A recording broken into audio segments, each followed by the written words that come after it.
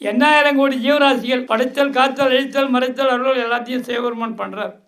ஆனால் அந்த சிவனே யாருன்னு கேட்டால் எத்தனையோ ரூபத்தில் வர மாதிரி சிவனே நேராக பாபாவுடைய உருவத்தில் வந்து மக்களுக்காக கொடுத்து, மக்களுக்காக காத்து, மக்களுக்காக ரசிச்சுட்டு இருக்காரு. ஆகையால் இந்த பாபாவுடைய அருளால் இந்த பக்கத்தில் பாருங்கள், இன்னும் அடுத்த வருஷம் இதே தேதி வைகாசி 31, அடுத்த வைகாசி 31 எங்கேக்கிற காரணம் வந்து நிற்கும். காரணம் அந்த மனம் என்பது இந்த எப்படி இந்த ஆன்மாவை இந்த ஜீவாத்மா இது உடம்பு இதை பரமாத்மாவாக மாற்றுறதுக்கு இதை மாதிரி கோயில்கள் அமைக்கணும். கோயில்கள்னா எல்லாம் கோயில் ஆகிடாது. இப்போ பாபா கிட்டே போகணுன்னா அது கொஞ்சம் வேணும். இப்போ பெரிய பைசார் ஹோட்டலுக்கு போகணுன்னா குறைஞ்சது ஒரு 10,000 கையில் இருக்கணும்.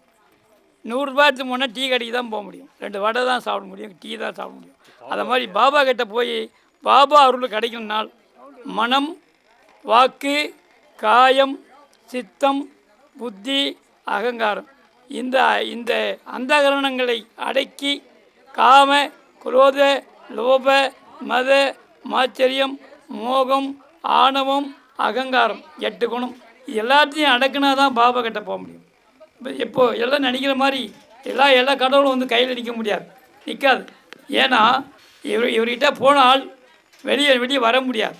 ஏன்னா உலகமே எல்லா உலகமும் ஆனாய் நீயே, ஏகம்பம் மேவி இருந்தாய் நீ. அதனால் எம்பெருமானுடைய அருளால் நடந்துகிட்டே தான் இருக்குது.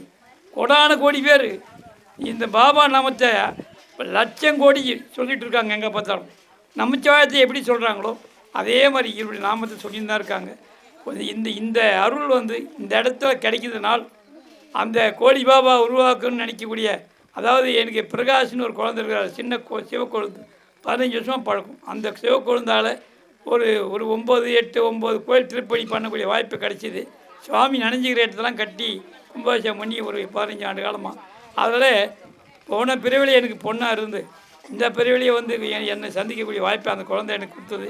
அதனால் வந்திருக்கக்கூடிய அனைவருக்கும் ஆயுள் ஆரோக்கிய சர்வ சுப மங்கள மாங்கல்ய புத்திர பௌத்திர பாரம்பரியத்தோடு சகல ஐஸ்வரியத்தோடு இந்த சுற்றுப்பட்டில் இருக்கக்கூடிய 500 கிலோமீட்டர் இருக்கக்கூடிய பொதுமக்களுக்கும் இதை கேள்விப்படுற கண்ணூர்ற கேள்விப்படுற பல கோடி மக்கள், வெளிநாட்டு மக்கள், வெளிநாட்டு அன்பர்கள், தாய்மார்கள், பெரியோர்கள், சிறியோர்கள், குழந்தைகள் எல்லாருக்கும் எல்லாரும் கிடைக்கணும்னு சொல்லி இந்த நேரத்தில் நன்மை பெருக அருள் நெறியே வந்தணைந்து நல்லூரின் மண்ணு திரு தொண்டனார் வணங்கி மகிழ்ந்து எழும்பொழுதில் உன்னுடைய நினைப்பதனை முடிக்கின்றோம் என்றவர்தம் சென்னி விசை பாதமலர் சூட்டினான் சிவபெருமான்.